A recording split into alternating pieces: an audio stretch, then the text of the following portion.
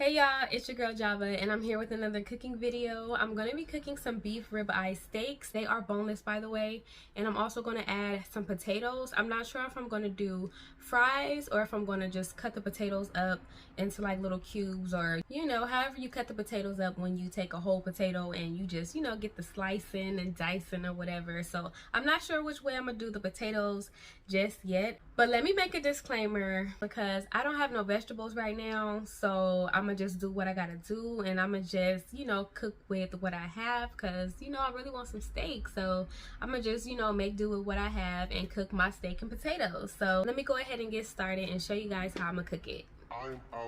So I'm buttering my pan with some unsalted butter. Of course you can use salted if you like, and then I'm going to use pink Himalayan salt, which I'm going to grind off camera because I'm holding my phone, and then I have some organic black pepper.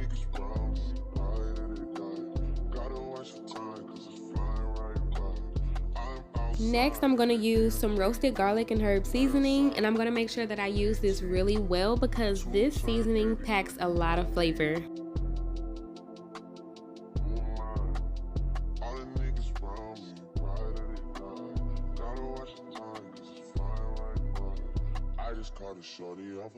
Next, I'm using onion powder. Now I'm going to use more garlic and herb seasoning, but this one has butter and sea salt. Although I did already use roasted garlic and herb seasoning, they both have a different taste. You can taste the difference between these two because they do have a couple of other different seasonings inside. Okay, so I flipped the steaks over and I'm seasoning the other side with the same seasonings. I'm just not doing it in the same exact order, but I'll show you guys what I'm doing. And yes, in case you're wondering, I do season my meat off of the pan first, but sometimes I just don't feel like it and I'll just season it in the pan. I do want to also add another disclaimer and just say that these steaks are actually pretty thick and they're also pretty juicy and tender, so you kind of want to season really well on both sides because as you're cooking the steaks, some of the seasoning will be coming off, so you want to be mindful in how much seasoning you put. And sometimes wet ingredients along with the juices from the meat will cause some of the seasoning to come off as well, so you kind of got to be careful with how much butter, for example, that you use.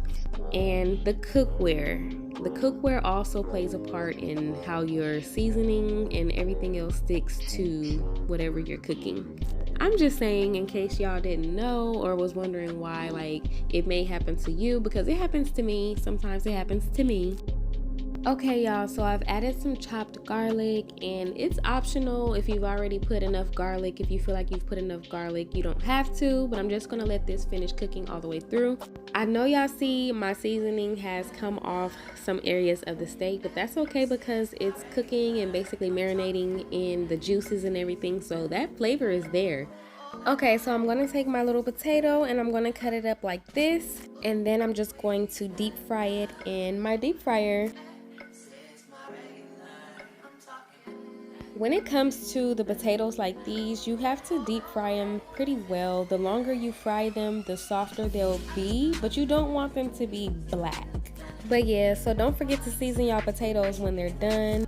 So yeah, this is my finished result. This is how I plated up my food. It looks good, it smells amazing, and yeah.